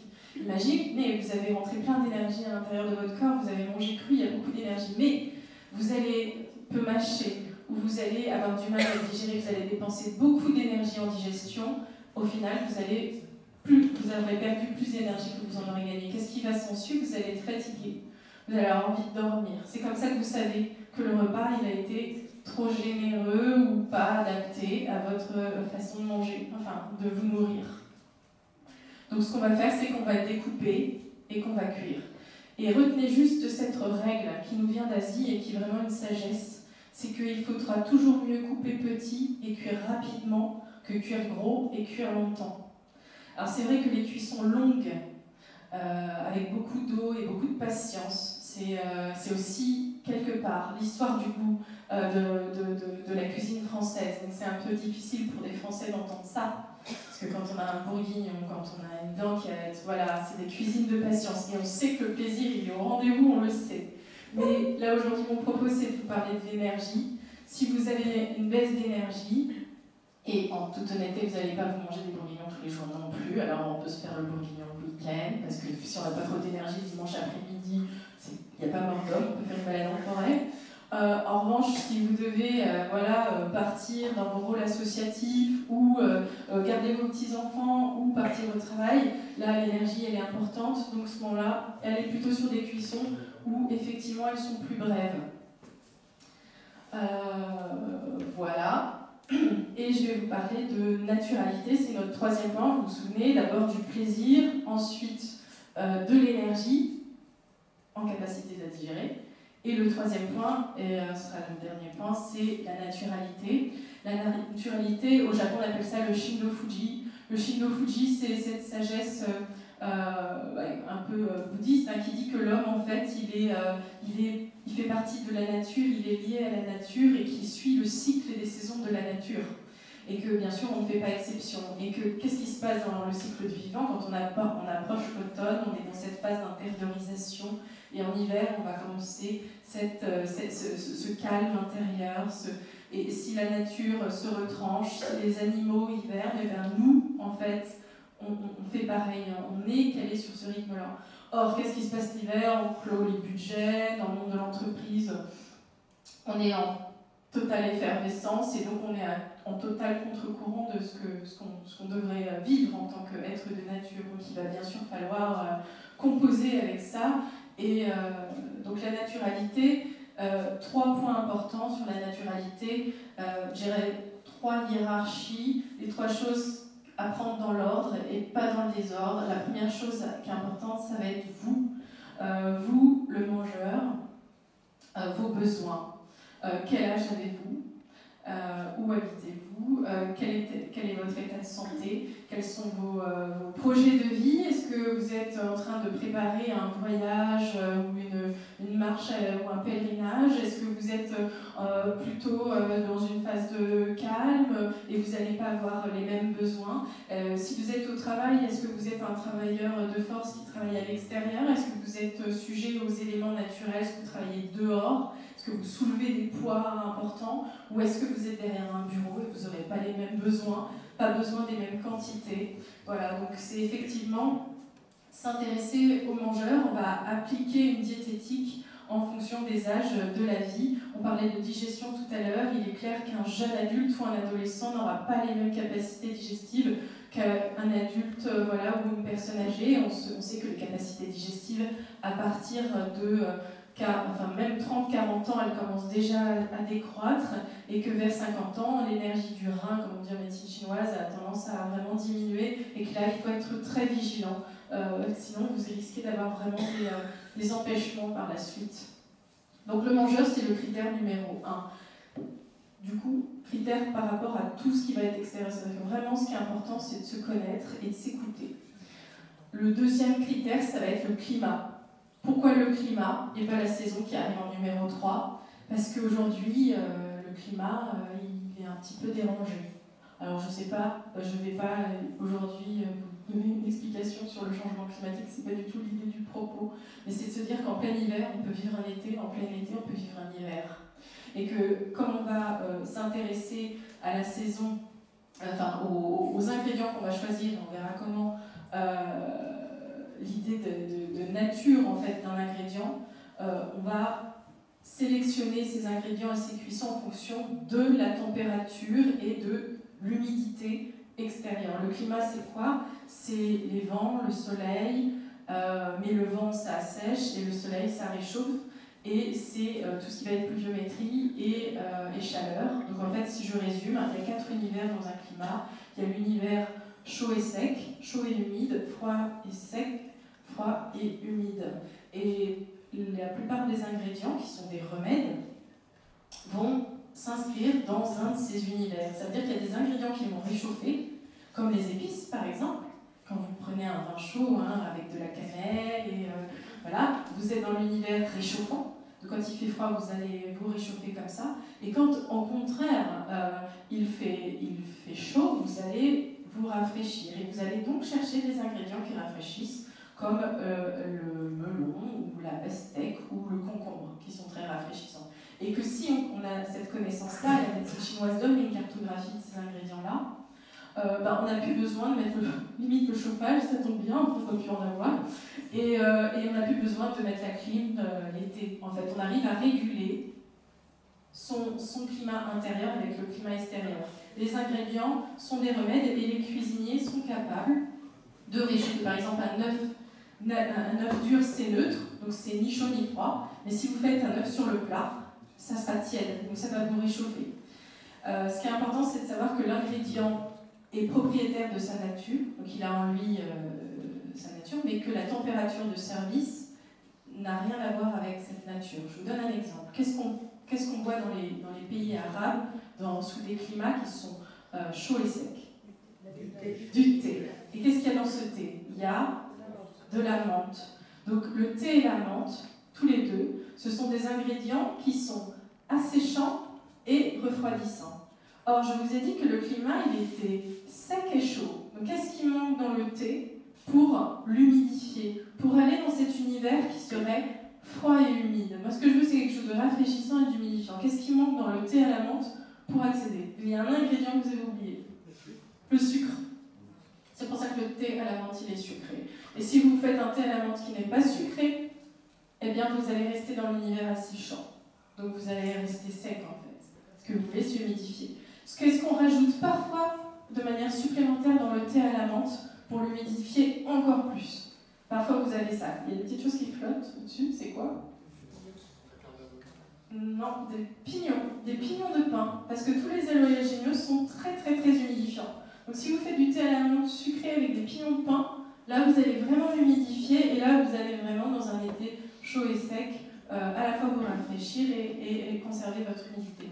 Donc vous voyez les ingrédients derrière, alors c'est une connaissance, il faut s'y intéresser. Souvent, nos anciens avaient cette connaissance de la pharmacopée européenne et française. Les plantes sont des indicateurs qui vont nous aider à traverser les saisons de cette manière. Donc le climat, c'est très important. Ensuite, une fois qu'on a le climat validé, c'est d'évoquer la saison. En médecine chinoise, on dit que les ingrédients, en plus d'avoir une nature, donc sec ou humidifiant, froid ou réchauffant, ils ont ce qu'on appelle un tropisme. Et ça, c'est vraiment l'idée de l'aliment remède, c'est-à-dire que l'ingrédient a une destination dans le corps. Il peut avoir plusieurs destinations. Et que donc, quand on arrive dans des saisons, on sait qu'on a des parties du corps qui sont plus fragiles. Par exemple, quand on arrive en hiver, c'est les reins. Le rein, c'est la réserve d'énergie vitale. Le premier trésor, on dit qu'il est logé dans les reins. C'est pour ça d'ailleurs qu'à la fin de la vie, les reins nous lâchent. Parce qu'en fait, on est en train de lentement s'acheminer vers le départ. Et ces reins-là, pour nourrir ces reins, on va aller chercher du sel. Mais pas du sel additionnel, pas pour nuire à l'organe. Mais on va aller chercher du sel naturel, c'est pour ça qu'on va plutôt consommer des fruits de mer, on va aller chercher notamment des algues en plein hiver. Mais comme il fait froid l'hiver et que les algues, c'est rafraîchissant, eh ben on va les faire poêler, les algues, ou on va les utiliser séchées. Voilà des petites manières de cuisiner pour que l'humain vive au cœur de sa saison, en sachant que la saison hiver, donc je vous l'ai expliqué, normalement on devrait se reposer, et on a bien compris que c'est pas ce qui se passe. En général, on est très actif l'hiver, donc du coup on va plutôt avoir des problèmes de fatigue, et dans ces cas-là, on va utiliser des ingrédients médicaments pour pouvoir je vais vous donner quelques petits ingrédients anti-fatigue qui sont avec le tropisme de l'hiver, qui vont vous permettre cet hiver, si vous cuisinez, de les retrouver. Enfin, essayez de les présenter assez régulièrement dans votre cuisine, comme ça vous donnera du peps. Alors, cet ingrédient qui est aussi l'ingrédient qu'on utilise le plus souvent pour les périodes de convalescence, c'est le potiron. Donc allez-y à fond les ballons sur les potirons, la soupe de potiron, le potiron poêlé, le potiron au four avec du miel, la graine de courge aussi, hein, parce que derrière le potiron c'est bien sûr toute la famille, les cucurbitacées et de la graine de courge, l'huile de graine de courge. Ensuite, qu'est-ce qu'on va avoir en antifatigue? Les champignons, on en a parlé tout à l'heure. Les champignons de Paris et la famille des cèpes en particulier, mais également la pleurote, qui sont 3 champignons avec énormément d'énergie antifatigue. Le riz est un ingrédient médicament, le riz gluant aussi, le maïs, l'avoine, la patate douce, le tofu que vous trouvez maintenant facilement dans les épiceries biologiques. Le tofu, vous pouvez le couper et le poêler, en fait, c'est très sympathique. C'est vrai que manger comme ça, c'est un peu aride quand même. Vous pouvez, s'il est soyeux, le mixer d'ailleurs et faire des mousses au chocolat avec du tofu soyeux. Le mettre dans des bouillons aussi. Ça se fait beaucoup dans la soupe miso, les bouillons. L'arachide est aussi un puissant anti-fatigue. La graine, la cacahuète, le beurre de cacahuète et tout ce qui va être l'huile d'arachide, qui est un tout petit peu plus cher que l'huile de tournesol, mais qui est très utilisée au Japon. L'huile d'arachide, le tournesol aussi, qui est un anti-fatigue, la graine de tournesol, de manger des graines, c'est bien hein, sur les 11 heures de manger des graines, des choses comme ça. Tout ce qui va être noix de coco, donc tout ce qui va être cuisson, par exemple les dalles avec un peu de noix de coco dans le dalle de lentilles corail, donc ça c'est intéressant, les dattes, tout ce qui va être lait de vache, lait de brebis à cuisiner, le sucre de canne, le miel. Pour les produits chinois, ça va être la jujube et le longan. Voilà, et puis tout ce qui va être la carpe, le mulet, le poulpe, les tripes de porc, le mouton, le bœuf, le lapin, le poulet, l'oie, la caille et le pigeon sont des ingrédients réputés anti-fatigue physique pour la fatigue mentale. On parle souvent de la pomme et du café. Voilà, voilà quelques petites anecdotes pour vous, pour vous aider à traverser cet hiver. J'espère que ça vous a plu. Ce propos, je voulais juste insister sur un point important par rapport au repas. C'est que pour bien digérer, il faut se laisser le temps de la digestion. Et que pour digérer un repas, il faut entre 3 et 4 heures, ça dépend si on est, si on mange ou pas. Et que donc il va falloir faire des pauses et pas grignoter. Imaginez que vous êtes en train de cuire une soupe et que, parce que on utilise souvent cette métaphore pour exprimer la digestion, on dit que l'estomac est un chaudron. Et que dans le chaudron, on met un petit peu d'eau, et puis au début du repas, enfin au début de la soupe ou à la fin de la soupe, mais pas au milieu de la soupe. C'est pour ça qu'en général, l'eau, on dit en dehors des repas, c'est mieux. Au début du repas ou à la fin du repas, mais pas pendant le repas. Donc on va humidifier l'intestin, on va mettre les ingrédients à l'intérieur et on va laisser cuire ça doucement. Si à la fin de la digestion, donc la fin de la soupe, vous rajoutez des légumes crus dedans, votre soupe, elle ne va pas fonctionner. Vous allez mixer, vous allez retrouver des bouts pas cuits à l'intérieur. Écoutez, en fait, la digestion, c'est la même chose. C'est-à-dire qu'une fois que le repas est fini, il faut que la digestion se fasse. Et le grignotage, c'est comme rajouter des ingrédients crus dans votre soupe au dernier moment. Et ça vient tout perturber.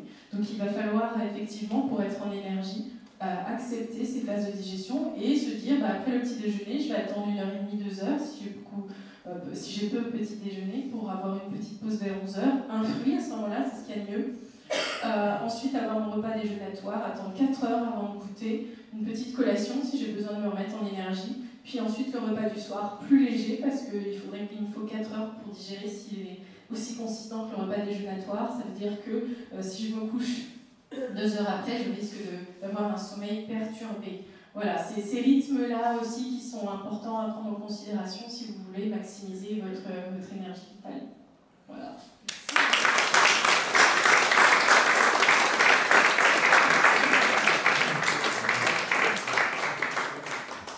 Vous avez prévu qu'on n'allait pas s'ennuyer, je vous en laisse juge.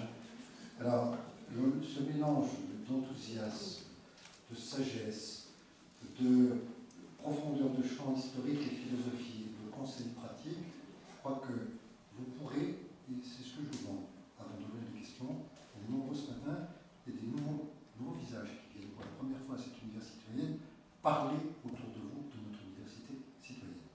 Nous l'avons lancé il y a à peu près 1 an. Je suis conscient, nous sommes conscients, on en a parlé avec Cécile, on en a parlé en conseil scientifique, que ce mot même, chère Bérangère, peut faire peur. Ce matin, vous êtes tous témoins que ça doit faire tout sauf peur. Ça doit faire envie. Je m'adresse en particulier à ceux qui viennent pour la première fois. Je vois qu'il y a des jeunes, je vois qu'il y a des jeunes femmes, je vois qu'il y a des gens, au contraire, qui sont plutôt sur l'autre versant de la vie. Cette université, elle s'adresse à tout le monde. Elle est intergénérationnelle. Elle est à la fois très pratique, vous allez le voir, tous repartir, j'ai appris plein de choses, grâce à Pierre-Louis comme grâce à Émilie, sans doute vous aussi, je l'espère. Elle nous nourrit, quand on les regarde tous les deux, on se dit, bon, c'est pas mal, hein, de la vitalité, enfin, je ne vais pas refaire la conférence. Donc, on va ouvrir les questions. Je signale au passage que, à la demande et en plein accord avec Cécile, en plus de la mise en ligne, parce que ça va être mis en ligne, et j'ai parlé ce matin, en revenant de couvrir du parc, l'un des restaurateurs de Puy-Marie, qui m'a dit, je vous le dis à tous les deux, vous le connaissez, qu'il a hâte de la voir. Il ne peut pas venir ce matin, puisqu'évidemment, il fait la cuisine. Donc, elle va être mise en ligne, donc sachez-le, puis il y aura aussi compte rendu pour nous. Enfin, voilà, cette université, c'est la nôtre et c'est la vôtre. Emparez-vous de cet outil. Contribuez à le faire connaître, à le faire, comment dirais-je, à exorciser la part un peu d'inquiétude du mystère. Et je pense que cette conférence, probablement la première à ce titre, avec autant d'intensité, vraiment je vous en remercie tous les deux, il contribue, il va y contribuer. Voilà, donc je m'arrête là, je suis obligé, je leur ai dit, les deux, de vous quitter sur la pointe des pieds, parce que pour rester en bonne santé, en tout cas essayer, il faut de temps en temps aller chez le dentiste, et je l'ai rendez-vous tout à l'heure, de ce caractère à Saint-Nom-la-Bretèche.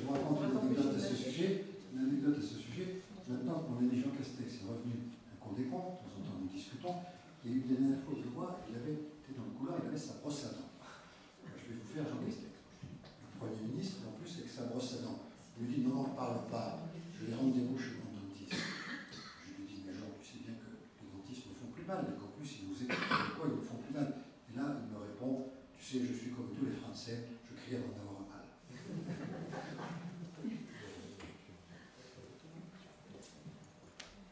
Question? Il y a un micro ici, ou vous pouvez, peut-être son micro, essayer. Levez-vous peut-être. Merci beaucoup. Bonjour, merci pour vos propos à tous les deux dans lesquels je me suis complètement reconnue. Et j'ai une question à vous poser spécialement à vous. Je voulais que vous me parliez de votre fondation, de votre entreprise, l'Académie Wayou. Oui. Alors, Wayou, je l'ai créé en 2018. En fait, c'est un atelier, enfin, j'appelle ça le dojo, c'est un atelier de pratique et de transmission. Donc, en fait, je forme des chefs et le personnel de salle à cette pratique, alors à la diététique, connaître les règles. J'ai construit des outils à leur service pour qu'ils puissent le mettre en place dans leur cuisine. Et en parallèle, je les forme à la cuisine japonaise, puisque j'ai appris la cuisine japonaise à Tokyo. Et que, par exemple, Agnès pourrait en témoigner, qui est ici présente du groupe Elior. Et donc on a écrit la carte Asie pour les cantines, pour les enfants, et puis aussi pour les maisons de retraite et les hôpitaux. Donc voilà, faire rentrer des équilibres alimentaires qui répondent à cette philosophie dans les repas. Et également, je crée des plats végétariens. Je travaille beaucoup sur la cuisine végétarienne, pas végétalienne, vous l'avez compris, pour travailler la légumineuse différemment. Et à ce titre, je crée des plats autour des cuisines du monde, donc la Méditerranée, le Mexique, l'Inde, l'Afrique, c'est-à-dire vraiment toutes les cuisines qui seraient... Mais aussi, je fais de la recherche sur nos cuisines ancestrales, la cuisine du Moyen-Âge, la crétonnée, qu'on pratiquait en France autour de la cuisine légumineuse. À l'époque, on appelait ça la viande du pauvre. Et c'est vrai qu'avec l'arrivée de l'élevage, les gens ont plutôt été attirés par la viande. C'est pratique, la viande, c'est rapide. Alors que la légumineuse, il faut la faire tremper, il faut vérifier la cuisson. Et puis, il faut surtout qu'elle ne soit pas trop ancienne, parce que si elle est ancienne, elle n'est pas digeste. Donc, on a l'impression que c'est un légume sec et qu'il peut rester stocké pendant 3 ans, mais c'est pas vrai. C'est souvent le problème de la digestion des légumineuses. On se dit, mais vous voyez, c'est indigeste, oui, enfin, ça fait 3 ans que c'était dans ton placard, donc c'est un peu logique, en fait. T'aurais dû la manger beaucoup plus tôt. Et c'est souvent le sujet. Donc, voilà. Création de plats et création de concepts aussi. J'ai accompagné des porteurs de projets qui lancent leur restaurant en leur disant il faut que vous mettiez de la vie, ils font du sandwich, je leur dis ok, mais le sandwich, alors quel type de pain, comment on le fait, quel type de céréales, puis qu'est-ce qu'on met dedans, quel type de sauce, quel ingrédient par rapport à la saison, en fonction des tropismes, donc l'univers du Rhin pour l'été, l'univers du foie pour le printemps, les ingrédients qui nourrissent le cœur l'été et le poumon l'automne.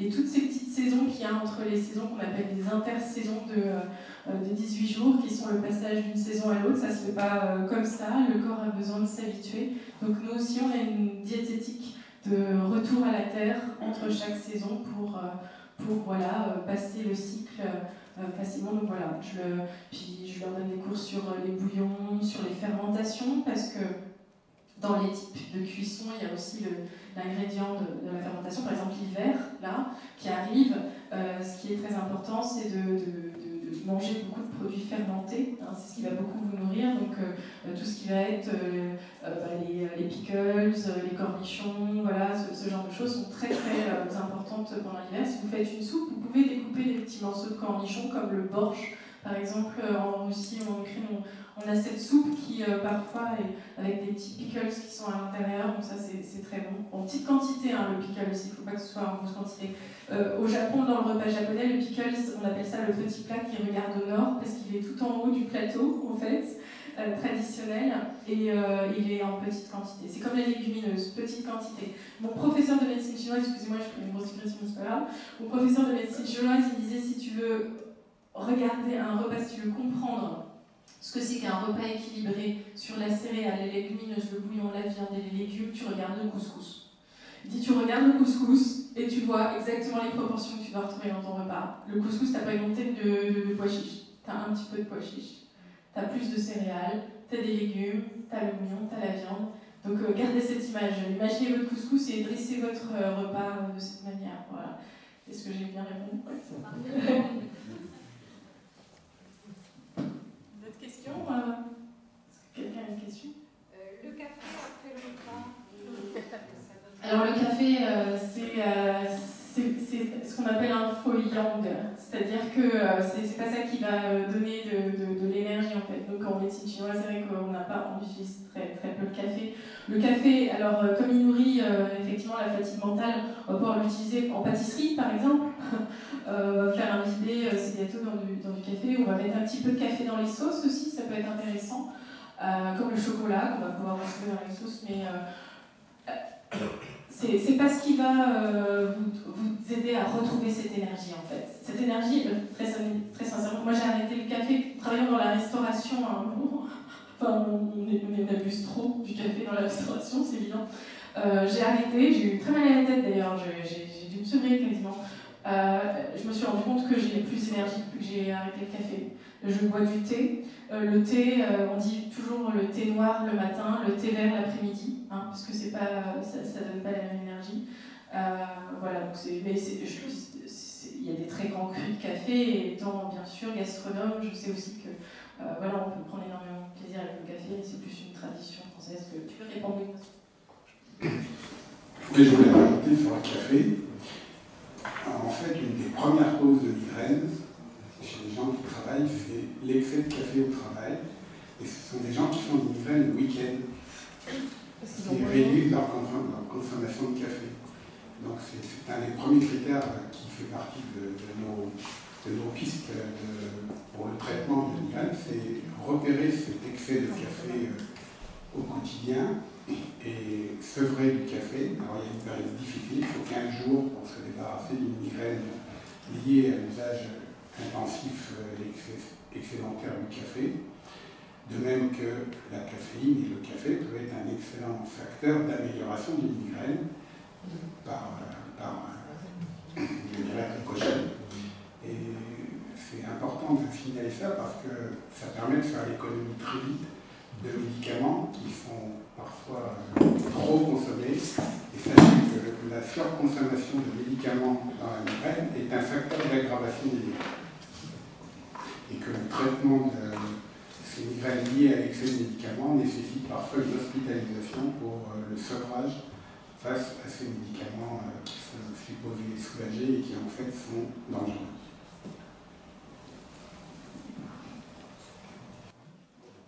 Est-ce que vous avez d'autres questions? N'hésitez pas. Est-ce que vous allez pratiquer à la maison quelques principes? Levez la main ceux qui vont pratiquer. Oui, hein? Promettez-moi d'essayer. Promettez-nous d'essayer. On sera très contents si vous essayez.